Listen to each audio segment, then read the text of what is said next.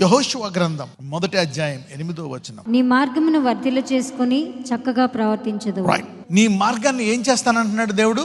I will make దై వే prosperous. మార్గాన్ని వర్ధిల్ల చేయడం అంటే ఏంటి? మార్గంలో లోయలు ఉంటాయి, లోయల్ని ఏం చేస్తారు? పూర్తి చేస్తారు. మార్గంలో కొండలు ఉంటాయి, కొండలు ఏం చేస్తారు? సరళము చేస్తారు, ఒకే లెవెల్ గా చేస్తారు. అయితే నీ మార్గము ఎందుకు అలాగవుతుందంట?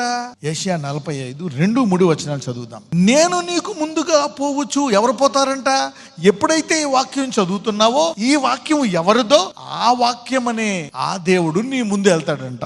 If you are reading the word, the owner of the word will go before you. Paul అంటాడు తిమోతి తోటి, తిమోతి నువ్వు భయపడిపోతున్నావు, గజ వణుకుపోతున్నావు, సిక్ అయిపోయావు, టెన్షన్ పడిపోతున్నావు, మినిస్ట్రీ ఇంకా వదిలేద్దాం అనుకుంటున్నావు, కానీ దేవుడు నీకు ధైర్యం గల ఆత్మ ఇచ్చాడు, పిరిగితనం గల ఆత్మ ఇవ్వలేదు. ఈ గివ్ యు సౌండ్ మైండ్ అని చెప్పి ఒక మాట చెప్తాడు. నేను నీ గురించి కొన్ని ప్రొఫెసీస్ చెప్పాను, గుర్తుందా నీకు? ఆ ప్రొఫెసీస్ నీ ముందు వెళ్ళిపోయాయి. కాబట్టి ఇప్పుడు నీకు ఎన్ని కష్టాలు ఉన్నా అది నెరవేరి తీరతాయని గట్టిగా పట్టుకొని విశ్వాసం అని చెప్తున్నాడు తిమోతి. హోల్డ్ ఆన్, ఏదో లైట్ తీసుకోక, అవి నీ ముందు వెళ్ళిపోయాయి. అంటే దేవుడు నువ్వు వాక్యం చదివినా, ప్రార్థించినా, ప్రవచనం తీసుకున్నా అవన్నీ నీ ముందు వెళ్ళిపోతాయంట.